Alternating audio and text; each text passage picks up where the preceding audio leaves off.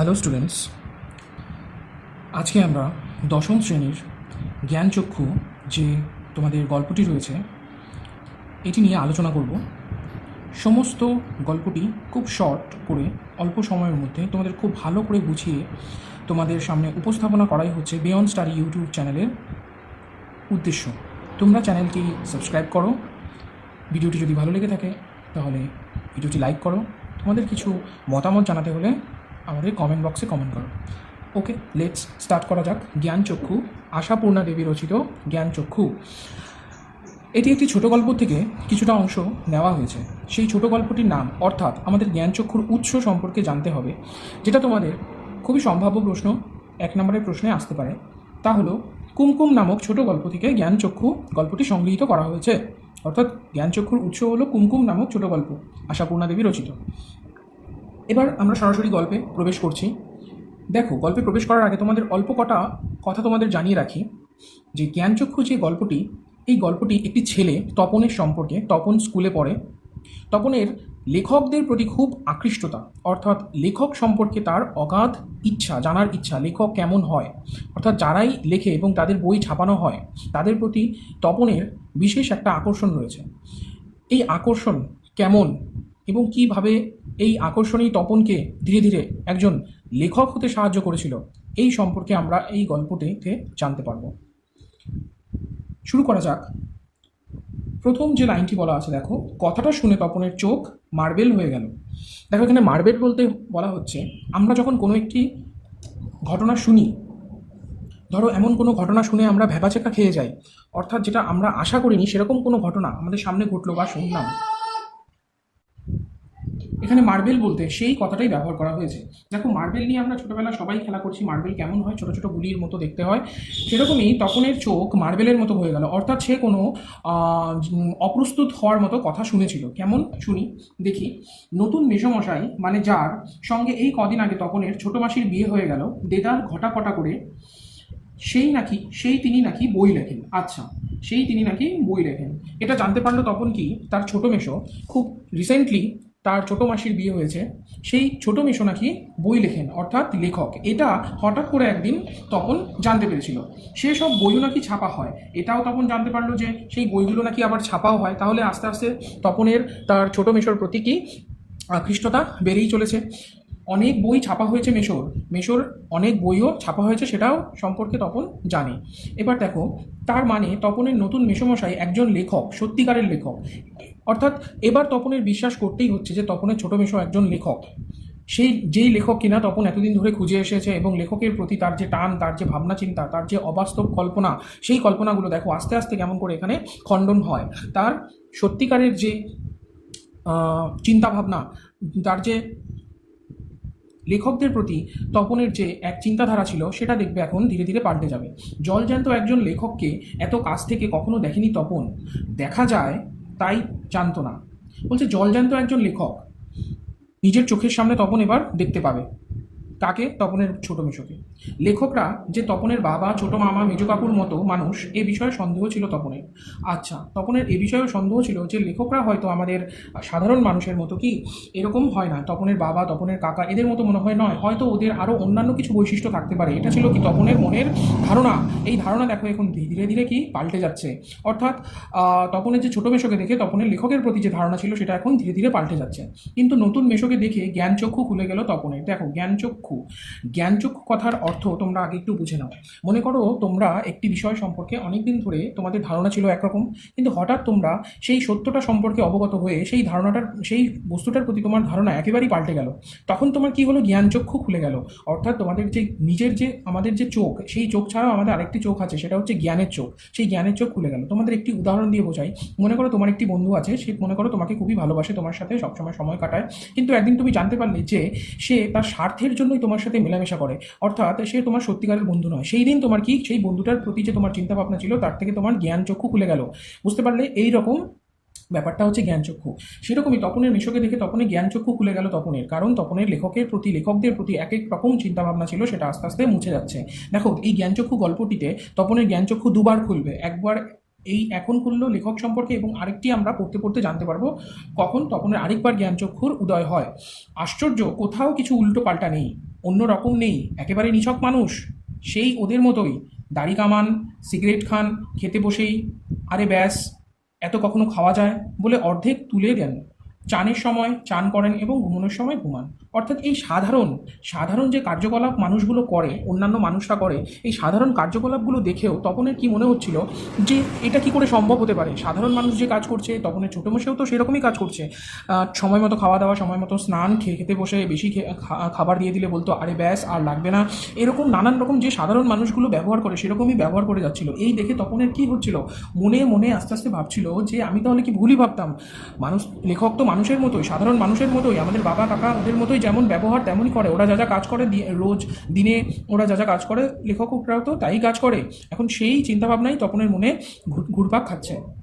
তাছাড়া ঠিক ছোট মামাদের মতোই খবরের কাগজের সব কথা নিয়ে প্রবলভাবে গল্প করেন, তর্ক করেন, আর শেষ পর্যন্ত এ দেশের কিছু হবে না বলে সিনেমা দেখতে চলে যান, কি বেড়াতে বেরোন সেজেগুজে। এই দেখো, তার ছোটো মামার সাথে তুলনা করছে, তার ছোটো মামা যেমন ব্যবহার, যেমন আমভাব, তার কথাবার্তা, তার ধরন, সেরকমই তার ছোটো মেশোর ব্যবহার। যেমন মামা যা যা কাজ করে, তপনের ছোটো মেশো সেই রকমই কাজকর্ম করছে। অর্থাৎ খবরের কাগজ সম্পর্কে আলোচনা, কোনো কিছু ভালো না লাগলে সেখান থেকে বেরিয়ে যাওয়া, ঘুরতে চলে যাওয়া, এই সমস্ত কিছু সাধারণ মানুষের মতোই দেখে তপনের মনে আরও নানান রকম প্রশ্ন জাগছে যে এটা কী করে সম্ভব হতে পারে। মামার বাড়িতে এই বিয়ে উপলক্ষেই এসেছেন তপন। মামার বাড়িতে এসেছে তপন কোথায়? এই বিয়ে হয়েছে তার ছোটো মাসির বিয়ে, সেই ছোটো মাসির বিয়ে উপলক্ষে তপন মামার বাড়িতে গিয়েছে। আর ছুটি আছে বলেই রয়ে গেছে, এবং বিয়ে শেষ হয়ে গেছে তবুও সে রয়ে গেছে, কারণ কি, তা তপনের স্কুল ছুটি। ওদিকে মেশোরও নাকি গরমের ছুটি চলছে, তাই মেশো শ্বশুর বাড়িতে এসে রয়েছেন কদিন। আবার দেখো এদিকে তপনও মামার বাড়িতে রয়েছে, এবং সেই সময় তপনের ছোটো মেশো, যা রিসেন্টলি বিয়ে হয়েছে, যিনি লেখক, তিনিও তার ছুটির জন্য তিনিও শ্বশুর বাড়িতে রয়েছেন। অর্থাৎ তপন এবং তপনের ছোটো মেশো দুজনেই রয়েছেন কোথায়? একই বাড়িতে। অর্থাৎ এটা তার কাছে আরও একটি রোমাঞ্চকর ঘটনা হয়ে দাঁড়াচ্ছে। কার কাছে? তপনের কাছে, যে সে একজন জলজ্যান্ত লেখকের সাথে সময় কাটাচ্ছে। এবার দেখো, তাই অহরহই জলজ্যান্ত একজন লেখককে দেখবার সুযোগ হবেই তপনের। অর্থাৎ তপন এবার মনে মনে ভাবছে কি, যেহেতু তপনও এক বাড়িতে এবং তপনের ছোটো মেশোও এক বাড়িতে, তাই এখন হয়তো প্রায়শই তার লেখকের সাথে দেখা হবে। আর সেই সুযোগেই দেখতে পাচ্ছে তপন লেখক মানে কোনো আকাশ থেকে পড়া জীব নয়, তপনদের মতোই মানুষ। এইবারই এখন তপন বুঝতে পারছে যে তপন যে লেখক কোনো আকাশ থেকে পড়া জন্তু, আকাশ থেকে পড়া এলিয়েন্স, এরকম অবাস্তব কোনো বস্তু নয়। সাধারণ মানুষরাই হচ্ছে লেখক। লেখকের বৈশিষ্ট্য এবং সাধারণ মানুষের বৈশিষ্ট্যের মধ্যে কোনো পার্থক্য নেই। তবে তপনেরই বা লেখক হতে বাধা কি? তাহলে এবার তপনের মাথায় একটা চিন্তা আসছে কি, তাহলে তপনও তো এখন লেখক হতে পারে, কারণ তপনের যে বৈশিষ্ট্য, তপনের যে কাজকর্ম অনেকটা সাধারণ মানুষের মতোই, এবং তপনের ছোটো মেশোরও ব্যবহার, আচার ব্যবহার একই রকম। তাই তপন এখন ভাবছে যে আমিও তো লেখক হতে পারি। মেসোমশাই কলেজের প্রফেসর, এখন ছুটি চলছে, তাই সেই সুযোগে শ্বশুরবাড়িতে রয়ে গেছেন কদিন। আচ্ছা, তপনের মেসোমশাই একজন কি কলেজের প্রফেসর, তার ছুটি চলছে, তাই শ্বশুরবাড়িতে তিনি এখন রয়ে গেছেন। আর সেই সুযোগেই দিব্যি একখানা দিবানিদ্রা দিচ্ছিলেন। দেখো, দিবানিদ্রা কথার মানে হচ্ছে আমরা দুপুরবেলা খাওয়া দাওয়ার পর অনেকেই যে বিশ্রাম করি, ঘুমাই, সেটাকে বলা হয় দিবানিদ্রা। অর্থাৎ শ্বশুরবাড়িতে রয়েছেন, খাওয়া দাওয়ার পর সবাইকে দিবানিদ্রা অর্থাৎ দিনের বেলা ঘুমোচ্ছিলেন। ছোটো মাসি সেই দিকে ধাবিত হয়। ছোটো মাসির এখানে বলছে ছোটো মাসি সেই দিকে ধাবিত হয়, অর্থাৎ কোন দিকে? তপনের মেশোর দিকে। তপনের যে ছোটো মেশো তার দিকে ধাবিত হয়। ধাবিত হয় মানে কি? চলে যাওয়া। কেন চলে যাচ্ছে সেটা আমরা এখন এখান থেকে বুঝতে পারবো, যে তপনের ছোটো মাসি কেন তার স্বামীর দিকে ছুটে যাচ্ছে। তপন অবশ্য না না করে প্রবল আপত্তি তোলে, কিন্তু কে শোনে তার কথা? কাকে না করছিল? তপনের ছোটো মাসিকে না করছিল কোনো একটি বিষয়, সেই বিষয়টি আমরা জানতে পারবো। ততক্ষণে তো গল্প ছোটো মেশোর হাতেই চলে গেছে। হইচই করে দিয়ে দিয়েছে ছোটো মাসি তার ঘুম ভাঙিয়ে। ছোটো মাসি হইচই করে তপনের ছোটো মেশোর ঘুম ভাঙিয়ে দিয়েছে। এবং এখানে একটা কোনো গল্পের কথা বলা হচ্ছে, যে গল্প কিনা তপন লিখেছে, সেই তপনের লেখা গল্প ছোটো মাসি তার ছোটো মেশোর হাতে তুলে দিয়েছে। তপন অবশ্য এই হইচইতে মনে মনে পুলকিত হয়। তপন মুখে না বললেও তপন কি মনে মনে কি খুশি হয়েছিল? পুলকিত কথার মানে কি? খুশি। অর্থাৎ তপনের মাসি তপনের লেখা যে গল্পটা তপনের মেশোর হাতে দিয়েছিলেন, তাতে তপন না করলেও কিন্তু সে মনে মনে খুশি হয়েছিল। মুখে আ করলেও হয়, মুখে সে যাই বলুক না কেন, কিন্তু মনে মনে সে খুশি হয়েছিল। কারণ লেখার প্রকৃত মূল্য বুঝলে নতুন মেশোই বুঝবে রত্নের মূল্য জহুরির কাছে। দেখো, এই লাইনটা খুব ইম্পর্টেন্ট, রত্নের মূল্য জহুরির কাছে। জহুরি যিনি রত্ন নিয়ে কারবার করেন, তিনি বুঝতে পারবেন যে রত্নটা কতটা ভালো, কতটা সঠিক, কতটা মূল্যবান। সেই রকমই তপনের মেশো একজন লেখক, তিনি লেখার মূল্য বুঝবেন।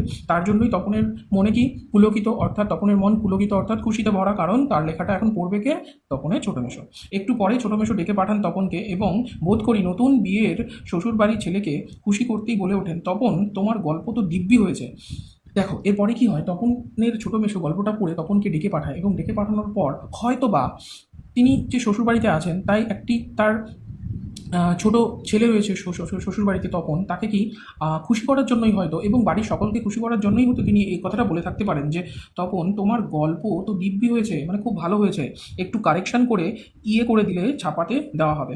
অর্থাৎ তিনি এবার বলছেন কয়েক জায়গায় একটু কারেকশন করতে হবে, অর্থাৎ তপন তো একজন প্রফেশনাল রাইটার নয়, তাই হয়তো কয়েক জায়গায় ভুল হয়েছে, সেগুলো কারেকশন করে ছাপালে হয়তো আরও ভালো জিনিসটা দাঁড়াবে। তপন প্রথমটা ভাবে ঠাট্টা, কিন্তু যখন দেখে মেশোর মুখে করুণার ছাপ তখন আহ্লাদে কাঁদো কাঁদো হয়ে যায়। তখন প্রথমে মনে করছিল যে হয়তো মেশো ঠাট্টা করছে, ইয়ার্কি করছে, কিন্তু যখন দেখে মেশোর মুখে করুণার ছাপ তখন আহ্লাদে কাঁদো কাঁদো হয়ে যায়। অর্থাৎ যখন দেখতে পায় তখন যে তার মেশোর মুখে সত্যি এটা নিয়ে ভাবনা চিন্তা চলছে, তপনের সম্পর্কে ভাবনা চিন্তা চলছে, তপনের লেখাটা সম্পর্কে চিন্তা ভাবনা চলছে, তখন কি হয়, আহ্লাদে আটখানা হয়ে যায়। তাহলে বাপু তুমি ওর গল্পটা ছাপিয়ে দিও, মাসি বলে। মাসি তার স্বামীকে বলে কি, তাহলে বাপু তুমি ওর গল্পটা ছাপিয়ে দিও, মেশোর উপযুক্ত কাজ হবে সেটা। তাহলে বলছে যে তুমি তো ওর মেশো, তাহলে তোমার কাজ কি ওর সাহায্য করা, তাই কি বলছে তুমি তাহলে এই গল্পটি দিয়ে দিও। তারপর দেখো কি বলছে, মেশো তেমনি করুণার মূর্তিতে বলেন তা দেওয়া যায়। মেশোও বলেন করুণার মূর্তিতে, অর্থাৎ করুণা দেখিয়ে, অর্থাৎ আমাদের তপনের লেখার প্রতি এবং তপনের প্রতি সমবেদনা, অর্থাৎ তার এটা যদি ছাপিয়ে দেওয়া হয় তপন খুশি হবে, এই সমস্ত দিক চিন্তাভাবনা করে তপনের মেশো কি বললেন যে তা দেওয়া যায়। আমি বললে সন্ধ্যা তারার সম্পাদক না করতে পারবে না। সন্ধ্যা তারার সম্পাদক, দেখো সন্ধ্যা তারা বলে একটি বেঙ্গলি ম্যাগাজিন বের হয়, তার মধ্যে অনেক রকম গল্প থাকে, সেই সন্ধ্যা তারা পত্রিকার কথা বলছে। অর্থাৎ সন্ধ্যা তারার পত্রিকার সাথে তপনের মেশো সম্পর্কিত, জড়িত। তিনি যদি বলেন সম্পাদককে যে এই গল্পটি ছাপিয়ে দিতে, তাহলে সেটা কি না করবে না। ঠিক আছে তপন, তোমার গল্প আমি ছাপিয়ে দেবো। তপনকে শেষমেশ কি বললেন তপনের মেশো, ঠিক আছে তোমার গল্প আমি ছাপিয়ে দেবো। এই অবধি তাহলে তোমরা বুঝতে পারলে এতদূর আমরা কি পড়লাম। তপনের লেখকের প্রতি একরকম চিন্তাভাবনা ছিল, তপনের ছোটো মেশোকে দেখার পর তপনের সেই চিন্তাভাবনা আস্তে আস্তে ভেঙে যায় এবং তপনেরও তখন মনে হয়, মনের শখ হয় যে তপনও নিজে একজন রাইটার হবে, কিন্তু তপন একজন প্রফেশনাল রাইটার নয়। তপন যে সমস্ত একটা গল্প লিখেছিল দুপুরবেলা, তখন তপনের মাসি কী করে, সেই গল্পটি নিয়ে তপনের মেশোকে দিয়ে আসে। তখন তপনের মেশো কি বলে, গল্প তো ভালো হয়েছে, বাট সেখানে কিছু কারেকশন করতে হবে, সেই কারেকশন করলে হয়তো সেই গল্পটি আরও ভালো হবে এবং সেটিকে শুকতারা পত্রিকায় ছাপানোর ব্যবস্থা তপনের মেশো নিজেই করবে। এবার নেক্সট পেজে দেখা যাক।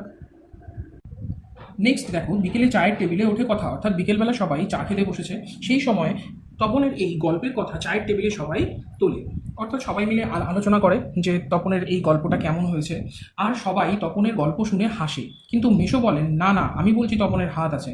সবাই কিন্তু তপনের গল্প শুনে হাসছিল, কিন্তু তপনের মেশো একমাত্র বলেছিলেন কি যে না না, ওর গল্পের হাত আছে, অর্থাৎ গল্পর সম্পর্কে প্রশংসা করেছিল। চোখও আছে, নচেত এই বয়সের ছেলেমেয়েরা গল্প লিখতে গেলেই না হয় রাজারানীর গল্প লেখে, না হয় তো খুন জখম অ্যাক্সিডেন্ট, অথবা না খেতে পেয়ে মরে যাওয়া, এইসব মাল মশলা নিয়ে বসে। অর্থাৎ এখানে কি কি মাল মশলার কথা বলছে, তপনের মেশো বলেন যে এই বয়সের ছোট ছোট ছেলেরা যদি গল্প লেখে, তারা কি গল্প লিখবে, রাজারানীর গল্প লিখবে, না হয় কোন রকম অ্যাক্সিডেন্ট, নানান রকম বৈচিত্র্যপূর্ণ গল্প লিখবে। কিন্তু তপন যে গল্পটা লিখেছে সেটা কি একটি সঠিক সত্য ঘটনা সম্পর্ক নিয়ে গল্প লিখেছে। যেমন তপন যে সেদিকে যায়নি, শুধু ওর ভর্তি হওয়ার দিনের অভিজ্ঞতা আর অনুভূতির বিষয় নিয়ে লিখেছে, এটা খুব ভালো ওর হবে। অর্থাৎ তপন কি লিখেছে, তপন ছোটোবেলায় যখন প্রথম স্কুলে ভর্তি হয়েছিল তার সেই দিনের অভিজ্ঞতা, অর্থাৎ নিজের অভিজ্ঞতা লিখেছে। কোনো রকম কাল্পনিক গল্প, কোনো রকম খুন জখম অ্যাক্সিডেন্ট এরকম কি কোনো গল্প না লিখে একটি নিজের স্বাভাবিক নিজের একটা অভিজ্ঞতা নিয়ে গল্প লিখেছে। এতে তপনের মেশো খুব তার তপনের প্রশংসা করছে। তপন বিহবল দৃষ্টিতে তাকায়। বিহবল দৃষ্টি কথার মানে কি, বিহবল দৃষ্টি মানে খুব উৎসুক চোখে তাকায়। তারপর ছুটি ফুরুলে মেশো গল্পটি নিয়ে চলে গেলেন। তপন কৃতার্থ হয়ে বসে বসে দিন গোনে, এই লাইনটা রয়েছে, তপন কৃতার্থ হয়ে বসে বসে দিন গোনে। এখান থেকে কিন্তু তোমাদের প্রশ্ন আসে, বুঝে নাও ভালো করে জায়গাটা। তারপর ছুটি ফুরুলে মেশো গল্পটি নিয়ে চলে গেলেন। যেহেতু তপনের মেশো ছুটিতে ছিলেন, এক সময় কি ছুটি শেষ হয়ে গেল, তপনেরও ছুটি শেষ হয়ে গেল, তখন তপন কি বসে বসে দিন গুনছে। কিসের জন্য দিন গুনছে, যে কবে তার লেখাটা ছাপা হবে, এই জন্য দিন গুনছে। এই কথাটাই ভাবছে তপন রাত দিন। ছেলেবেলা থেকেই তো রাশি রাশি গল্প শুনেছে তপন, আর এখন বস্তা বস্তা পড়েছে, কাজেই গল্প জিনিসটা যে কি সেটা জানতে তো বাকি নেই। দেখো তপনের গল্প সম্পর্কে অনেক ধারণা, অনেক জ্ঞান রয়েছে। কেমন করে, ছেলেবেলা থেকেই তপন কি রাশি রাশি গল্প শুনেছে, নানান রকম গল্প শুনে এসেছে, নানান রকম বই পড়েছে, এবং গল্প যে ব্যাপারটা কি এ সম্পর্কে তপন জানে।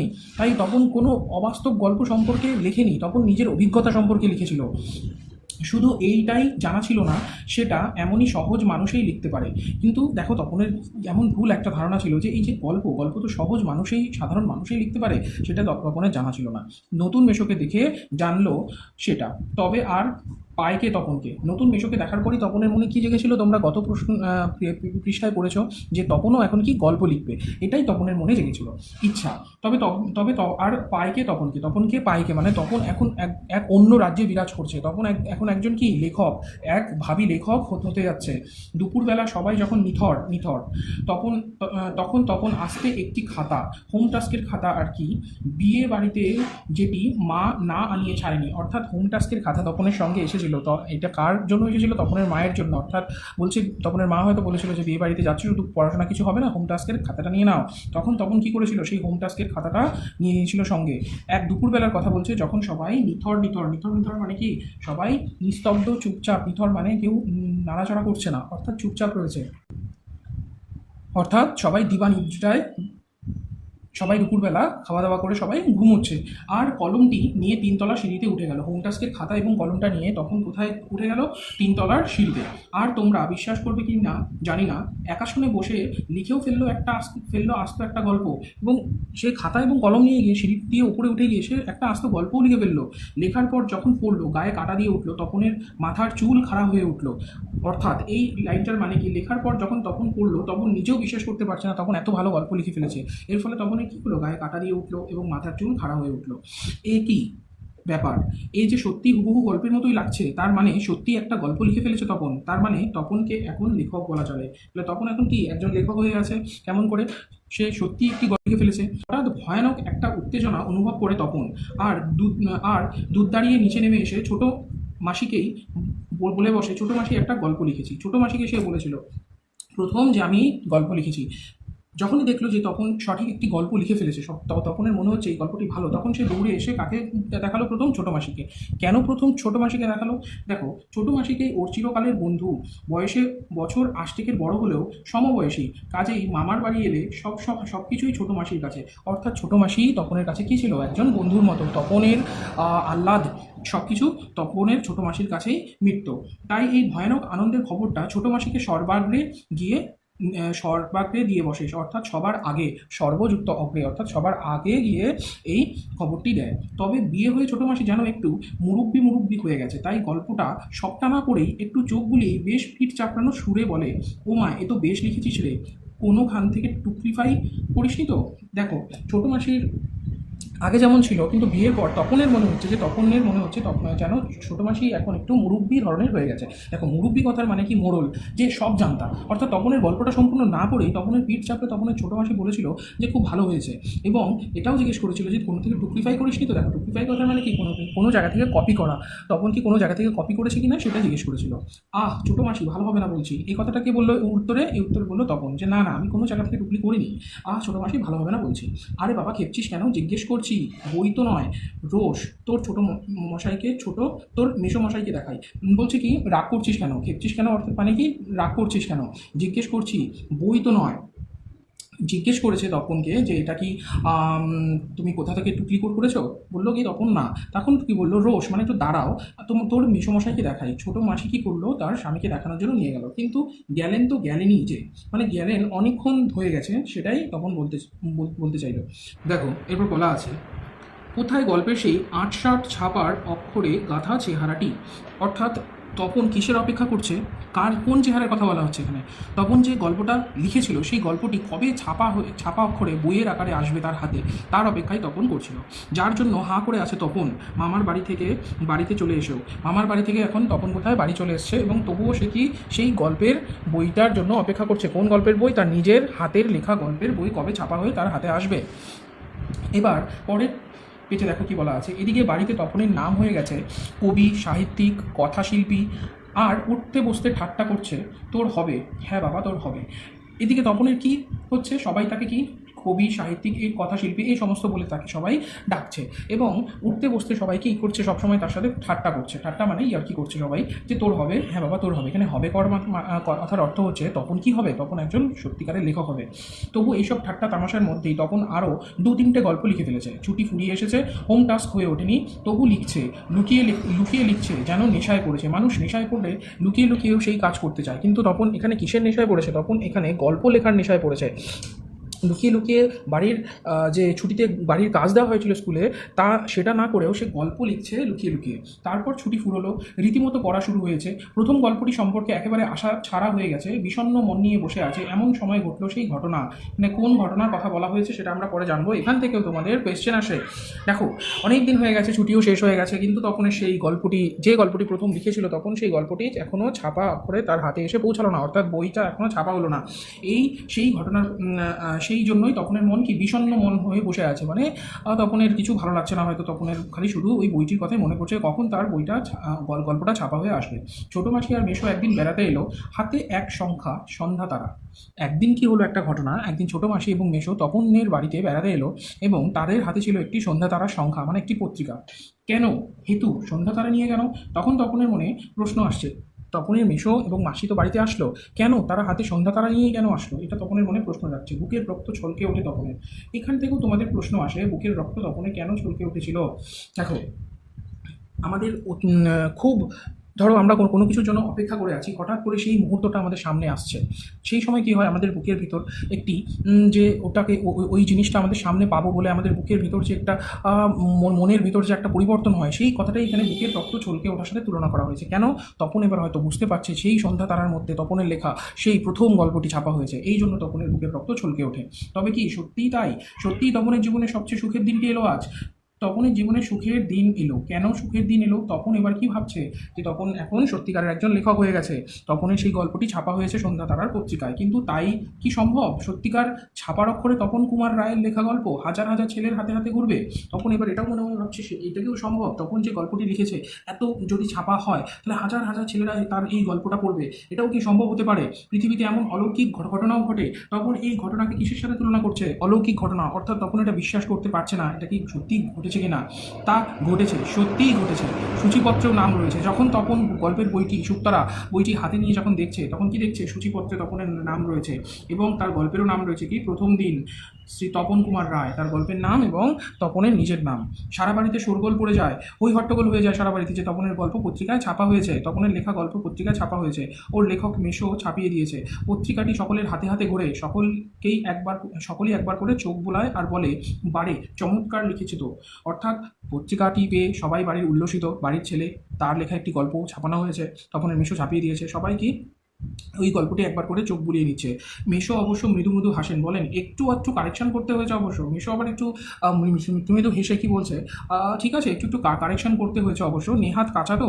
অর্থাৎ এখানে কাঁচা বলতে কাকে বোঝানো হচ্ছে? তপনকে বোঝানো হচ্ছে। অর্থাৎ তপন তো একজন প্রফেশনাল রাইটার নয়, তাই তপনের মেশো জানে যে কোন জায়গায় এগুলো কারেকশন করতে হবে, কারণ তপনের মেশো একজন প্রফেশনাল রাইটার। সেই জায়গাগুলো কী করেছে? কারেকশন করে দিয়েছে। মাসি বলে, তা হোক, নতুন নতুন এমন হয়। মাসি একটু তপনের পক্ষ হয়ে বললো যে তা হোক, নতুন নতুন এমন হয়, একটু আধটু ভুল হতেই পারে, সেটা তুমি কারেকশন করেছো, তাতে কিছু নয়। ক্রমশ ও কথাটাও ছড়িয়ে পড়ে, ওই কারেকশনের কথাটা। দেখো আস্তে আস্তে তপনের কী হচ্ছে, তপন যে গল্পটা লিখেছে সেখানে যে কারেকশন করতে হয়েছে, এই কথাটা দেখো আস্তে আস্তে ধীরে ধীরে ছড়িয়ে পড়ছে, যে হয়তো তপন কিছু ভুল করেছে, সেই জায়গাগুলো কারেকশন করা হয়েছে। বাবা বলেন, তা না হলে ফট করে একটা লিখলো আর ছাপা হলো।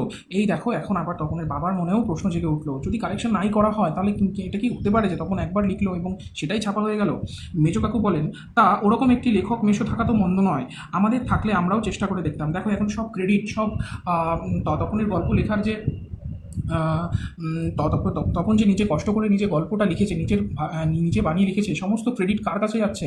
সমস্ত ক্রেডিট যাচ্ছে তার মেশোর কাছে। তার মেশো সঠিক করে দিয়েছে বলেই তার গল্পটি হয়তো ছাপা হয়েছে। এই কথাটি চারদিকে এখন ঘোরাফেরা করছে। আবার তার মেজো কাকু বলছে যে এরকম একটা লেখক মেশো থাকা মন্দ নয়, অর্থাৎ লেখক মেশোর জন্যই হয়তো তপনের গল্পটা ছাপা হয়েছে শুকতারায়।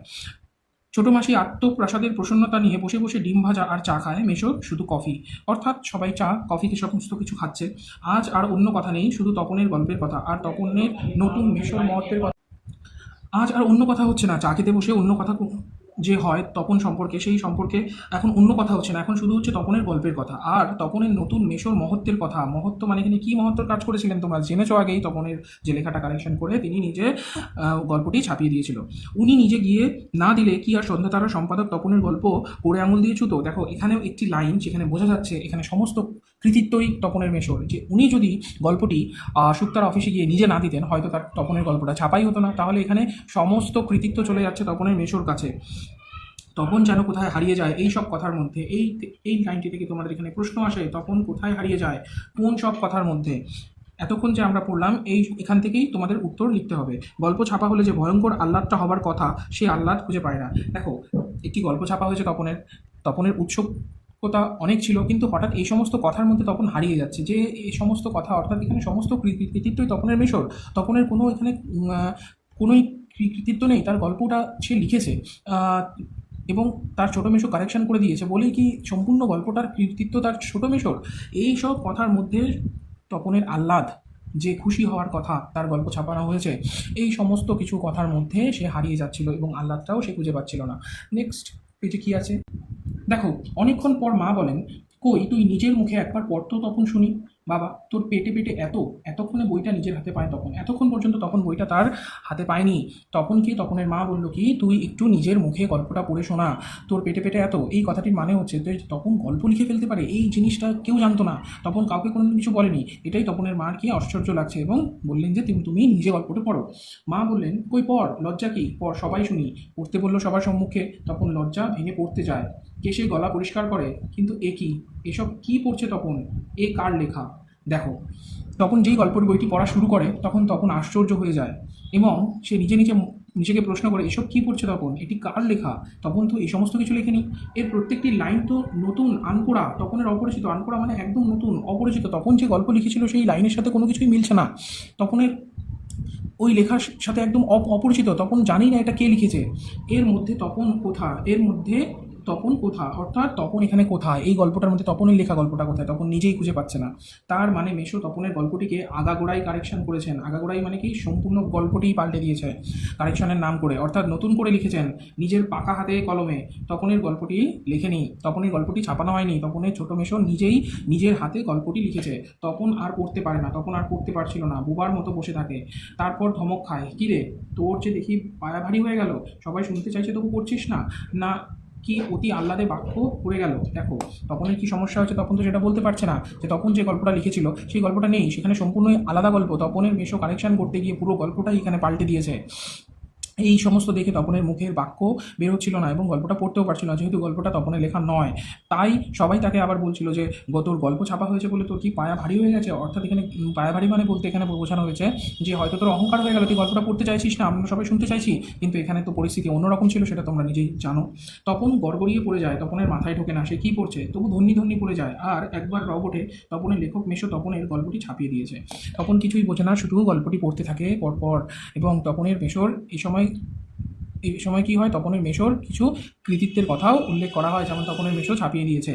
তপন বইটা ফেলে রেখে চলে যায়। তপন ছাদে উঠে গিয়ে শার্টের তলাটা খুলে চোখ মোছে। তপনের মনে হয় আজ যেন তার জীবনের সবচেয়ে দুঃখের দিন। কেন তা জানে না তপন। বইটা ফেলে উঠে যায়, ছাদে উঠে যায় এবং তপনের চোখে জল। সেটি মোছার জন্য শার্টটি খুলে তার শার্টের তলাটি দিয়ে তপনের চোখের জল মুছে নেয়। অর্থাৎ কি, তপনের দুঃখ হচ্ছে কেন, তপনের ছোটো মেশো যাকে বিশ্বাস করে সে গল্পটা দিয়েছিল, কালেকশন করার নাম করে তপনের গল্পটাকে সম্পূর্ণই পাল্টে দিয়েছিল তপনের মেশো। এই জন্যই তপনের আজকে সবথেকে দুঃখের দিন। সবথেকে সুখের দিনটি কিসে পরিণত হয়ে গেল? সবচেয়ে দুঃখের দিনে।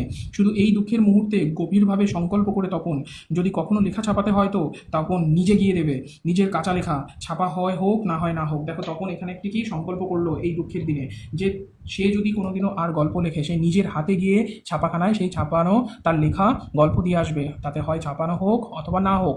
কেন আজকে সেটা বুঝতে পারছি যে তপনের মেশো ছাপানোর নাম করে তার গল্পটা সম্পূর্ণই পাল্টে দিয়েছে। তপনকে যেন আর কখনো শুনতে না হয় অমুক তপনের লেখা ছাপিয়ে দিয়েছে। এখানে অমুক বলতে তার ছোটো মেশোর কথা বলছে। ছোটো মেশো তার গল্পটি ছাপিয়ে দিয়েছিল, এটি শুনতে শুনতে তপনের কান ঝালাপালা হয়ে গেছে, তাই এবার নিজে নিজে প্রতিজ্ঞা করলো যে এই কথাটি যেন আর দ্বিতীয়বার তাকে শুনতে না হয়, আর তপনকে যেন নিজের গল্প পড়তে বসে অন্যের লেখা লাইন পড়তে না হয়। দেখো এখানেও বলছে তপন যেন নিজের গল্প পড়তে গেলে শুধু নিজের গল্পই পায়, অন্যের গল্প যেন না পায়। এটাই তপনের আস্তে আস্তে কি হচ্ছে, জ্ঞান চক্ষু খুলে যাচ্ছে। তার চেয়ে দুঃখের কিছু নেই, তার থেকে অপমানের কিছু নেই, যে নিজের গল্প পাল্টে গিয়ে অন্যের গল্প এবং তার মধ্যে নাম লেখা নিজের, সেটা খুবই একটা অপমানের বিষয়। অর্থাৎ হয়তো তপনের মিশো তাকে দয়া করে তার নামটি ছাপিয়ে দিয়েছে, তার গল্পটি ছাপাতে পারলো না, এটি একটি তপনের কাছে অপমানের বিষয়। তাহলে তোমাদের এই জ্ঞানচক্ষু গল্পটি বুঝতে পারলে এই যে এই ব্যাপারটি, এইখান থেকে তপনের আবার দ্বিতীয়বার জ্ঞানচক্ষু খুললো যে সে নিজে কোনোদিনও যদি গল্প লেখে সে নিজে গিয়ে দিয়ে আসবে ছাপাখানায়, কিন্তু কারোর হাতে দিয়ে পাঠাবে না, সে যেই হোক না কেন। অর্থাৎ তপনের জ্ঞানচক্ষু এবার খুলে গেল। তাহলে বুঝতে পারলে এখানে তপনের গল্প লেখা নিয়ে এই সমস্ত গল্পটা। তোমাদের এখান থেকে যা যা প্রশ্ন আসতে পারে এমসিকিউ পড়ার জন্য, এমসিকিউ সব সঠিক করার জন্য তোমাদের গল্পটা পুরো লাইন বাই লাইন পড়তে হবে, একটি একটি লাইন ফুটিয়ে। এবং তোমাদের এখান থেকে কি বড় কোশ্চেন আসতে পারে সেটি আমি শীঘ্রই তার জন্য একটি ভিডিও নিয়ে আসবো। তোমরা এই ভিডিওটি যদি তোমাদের ভালো লাগে তোমরা লাইক করো, চ্যানেলটি যদি সাবস্ক্রাইব না করে থাকে সাবস্ক্রাইব করে থাকো। এবং তোমাদের কি অসুবিধা হচ্ছে পড়তে গিয়ে, তোমাদের যদি কোনো মতামত থাকে, তোমাদের যদি কোনো বক্তব্য থাকে, তোমরা আমাদের এই ইউটিউব চ্যানেল কমেন্টে জানাতে পারো। ধন্যবাদ তোমাদের সবাইকে।